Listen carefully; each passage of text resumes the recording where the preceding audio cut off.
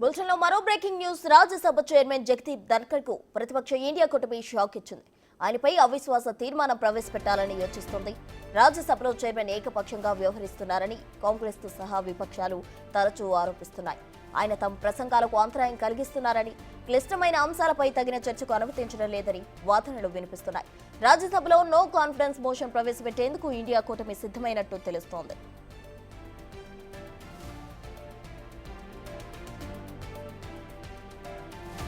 Article 67B ప్రకారం ప్రతిపక్షాలు అవిశ్వాస తీర్మానం ప్రవేశపెట్టనున్నాయి. ఈ క్రమంలోనే అవిశ్వాస తీర్మానంపై 70 మంది ఎంపీలు సంతకాలు పెట్టినట్టు సమాచారం.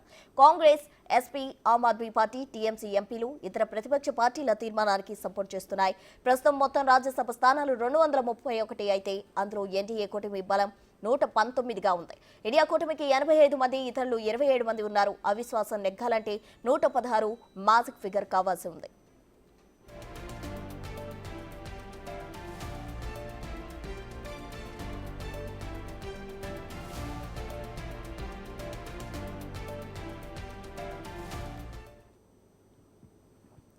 రాజ్యసభ చైర్మన్ జగదీప్ ధన్కర్ కు ప్రతిపక్ష ఇండియా కూటమి షాక్ ఇచ్చింది. దీనికి సంబంధించి పూర్తి వివరాలు మా ప్రతినిధి శివ ఢిల్లీ నుండి అందించేందుకు సిద్ధంగా ఉన్నారు. డివా, అసలు ఈ రాజ్యసభ చైర్మన్ కు సంబంధించి ప్రతిపక్షాలు ఏమంటున్నాయి? రైట్, ప్రస్తుతం రాజ్యసభ చైర్మన్ ప్రస్తుత ఉపరాష్ట్రపతి జగదీప్ ధన్కర్ కు షాక్ ఇచ్చేందుకు విపక్ష పార్టీలు ఇండియా కూటమి సభ్యులు సిద్ధమయ్యారు. అవిశ్వాస తీర్మానం నో కాన్ఫిడెన్స్ మోషన్ ప్రవేశపెట్టేందుకు వారు సిద్ధంగా ఉన్నారు. దానిలో భాగంగా ఈరోజు వారు అవిశ్వాస తీర్మానానికి సంబంధించిన ఒక మెమరాండం కూడా తయారు చేశారు. మొత్తం 70 మందితో కూడిన ఎంపీలతో కూడిన సంతకాలతో కూడిన నివేదికను తయారు చేశారు. వారు అవిశ్వాస తీర్మానానికి సంబంధించి ఈరోజు ప్రవేశపెట్టబోతున్నారు. అంటే ఇండియా కూటమికి సంబంధించిన పార్టీలన్నీ కూడా ఏదైతే తృణమూల్ కాంగ్రెస్, అలాగే ఇతర పార్టీలు ఏవైతే ఉన్నాయో కాంగ్రెస్, ఎస్పీ, ఇతర ఇండియా కూటమి పార్టీలందరూ కూడా మొత్తం అంటే ఇండియా కూటమి బలం అనేది దీంట్లో 85 మంది ఎంపీలు ఉన్నారు రాజ్యసభలో. వారందరూ కూడా సపోర్ట్ చేస్తారనేది ఇండియా కూటమి భావిస్తుంది. కానీ ఇప్పటి వరకు చూసుకుంటే కనుక నిన్నటి వరకు 75 మంది మాత్రమే సంతకాలు చేశారు. మొత్తం రాజ్యసభలో ప్రస్తుత బలం అనేది ప్రస్తుతం మొత్తం సభ్యుల సంఖ్య 231. మ్యాజిక్ ఫిగర్ అనేది 116 కావాల్సి ఉంది. కానీ ఇప్పుడు ప్రజెంట్ బలం ఇండియా కూటమికి 85, ఇతరులు 27. వారందరూ కలుపుకున్నా కూడా అక్కడ అవిశ్వాసం నెగ్గేందుకు అవకాశం లేదు. కానీ ఇక్కడ ఎన్డీఏ కూటమికి 119 స్థానాలు ఉన్నాయి. మరోవైపు ఇప్పుడు ఒక 5 స్థానాలు బీజేపీ ప్రకటించింది. ఇటు ఆంధ్రప్రదేశ్ సంబంధించి 3, ఇతర రాష్ట్రాలకు సంబంధించి 2, మొత్తం 5 స్థానాలు కూడా ఇటు బీజేపీ ఎన్డీఏ కూటమికి యాడ్ అయ్యే అవకాశం కనిపిస్తుంది. దాని ప్రకారం చూసుకున్న 124 సంఖ్యాబలం అనేది బీజేపీకి ఉంటుంది. ఒకవేళ ఇక్కడ అవిశ్వాస తీర్మానం ప్రవేశపెట్టినా 14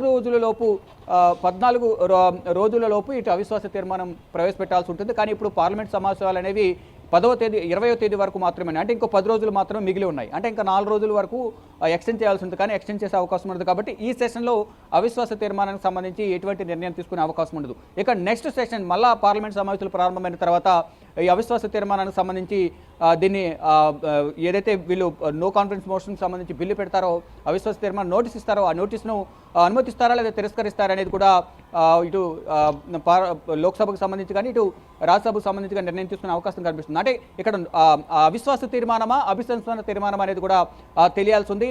అవిశ్వాస తీర్మానం అయితే కేవలం ఇటు రాజ్యసభ చైర్మన్ మీద మాత్రమే ప్రవేశపెట్టే అవకాశం కనిపిస్తోంది. అభిశంసన తీర్మానం అయితే ఒకవేళ రాజ్యసభ చైర్మన్ కూడా తప్పుకుంటే కనుక అప్పుడు ఉపరాష్ట్రపతికి సంబంధించి కూడా ఎఫెక్ట్ అయ్యే అవకాశం కనిపిస్తుంది. కానీ ఇక్కడ వారు ఎటువంటి తీర్మానం ప్రవేశపెడతారని కూడా చూడాల్సింది నోటీసు. అంటే అవిశ్వాస తీర్మానమే కేవలం ఇక్కడ రాజ్యసభ చైర్మన్గా విపక్ష పార్టీలను మాట్లాడకుండా చేస్తున్నారు అనేది ప్రధానంగా విపక్ష పార్టీల సభ్యులైతే చెప్తూ ఉన్నారు.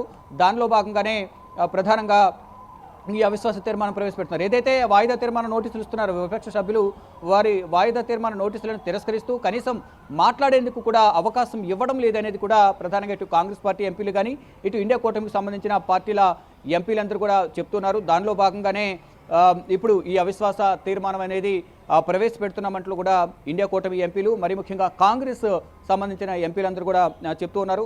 మొత్తంగా చూసుకుంటే రాజ్యసభ చైర్మన్ ఉపరాష్ట్రపతి జగదీప్ ధన్కర్ కు వ్యతిరేకంగా ఈరోజు అవిశ్వాస తీర్మానం ప్రవేశపెట్టేందుకు ఇండియా కూటమి ఎంపీలు సిద్ధమయ్యారు. దానిలో భాగంగా 70 మందితో కూడిన సంతకాలతో కూడిన ఒక నివేదికను కూడా తయారు చేశారు. నోటీసును ప్రవేశపెట్టబోతున్నారు.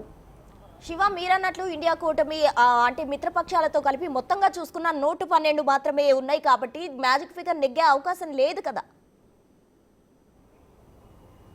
డెఫినెట్గా లేదు కానీ ఎందుకు ప్రవేశపెట్టాల్సి వచ్చింది అనేది ఒక చర్చ అనేది కొనసాగే అవకాశం ఉంటుంది. ఈ చర్చను ప్రజల్లోకి తీసుకువెళ్ళాలి, దేశవ్యాప్తంగా చర్చనీయాంశంగా చేపట్టాలనేది ప్రధానంగా ఇండియా కూటమి భావిస్తుంది. దానిలో భాగంగా అంటే అసలు అవిశ్వాస తీర్మానం ఎందుకు ప్రవేశపెట్టవలసి వచ్చింది అనే దానిపై చర్చ కొనసాగుతుంది. కాబట్టి అంటే విపక్ష సభ్యులకు మాట్లాడే అవకాశం ఇవ్వడం లేదు.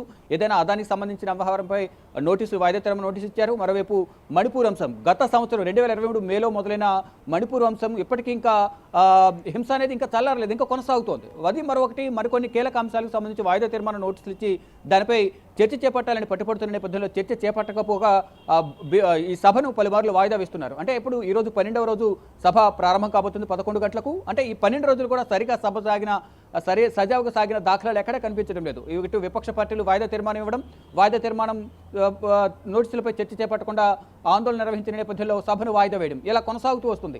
మరో 10 రోజులు మాత్రమే ఇంకా లోక్సభ అలాగే రాజ్యసభ సమావేశాలు పార్లమెంట్ ఉభయ సభలు జరుగుతాయి. దానిలో మళ్ళీ హాలిడేస్ పోను మా అయితే ఇంకా 6-7 డేస్ మాత్రమే పార్లమెంట్ సమావేశాలు కొనసాగే అవకాశం కనిపిస్తోంది. కానీ ఈలోపు అదాని వ్యవహారానికి సంబంధించి కానీ మణిపూర్ అంశం సంబంధించి ఎక్కడ కూడా అధికార పక్షం చర్చ చేపట్టడం లేదు. చర్చ చేపట్టాలని కోరినప్పటికీ సభను వాయిదా వేస్తున్నారు. ఈ నేపథ్యంలోనే ఇటు మరోవైపు విపక్ష సభ్యులపై జగదీప్ ధన్కర్, రాజ్యసభ చైర్మన్గా ఉన్న ఉపరాష్ట్రపతి జగదీప్ ధన్కర్ ఆగ్రహం వ్యక్తం చేస్తున్నారు. మాకు మాట్లాడే అవకాశం ఇవ్వడం లేదనేది ఇటు విపక్ష సభ్యులు జగదీప్ ధన్కర్పై ఆరోపణలు చేస్తున్నారు. దానికి సంబంధించిన మల్లికార్జున ఖర్గే కానీ జయరాం రమేష్, కాంగ్రెస్ పార్టీ రాజ్యసభ ఎంపీ జయరాం రమేష్, అలాగే దిగ్విజయ్ సింగ్ వీరందరూ కూడా అసహనం వ్యక్తం చేసిన పరిస్థితి కనిపిస్తోంది. ఆ నోటీస్ ఇచ్చాం, దానిపై చర్చ చేపట్టాలని కోరిన నేపథ్యంలో చర్చ చేపట్టకపోగా సావధానంగా మాట్లాడాల్సింది ఆగ్రహం వ్యక్తం చేస్తున్నారు. మేము కూడా రాజ్యసభ ఎంపీలమే పెద్దల సభకు వచ్చాం, కానీ ఈ విధంగా మాట్లాడడం సమంజసం కాదు అనేది వారందరూ కూడా వాపోతూ ఉన్నారు. కానీ ఇక్కడ చర్చ చేపట్టకుండా సభను వాయిదా వేస్తూ మాపై ఆగ్రహం వ్యక్తం చేస్తున్నారు. ఈ నేపథ్యంలోనే జగదీప్ ధన్కర్పై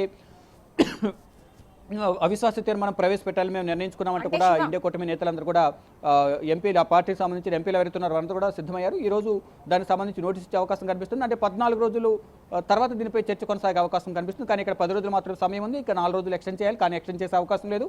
నెక్స్ట్ మళ్ళీ పార్లమెంట్ సెషన్లో దీనిపై చర్చ చేపడతారా లేదా అనేది చూడాల్సి ఉంది. ప్రస్తుతం రైట్, థ్యాంక్ యూ శివ.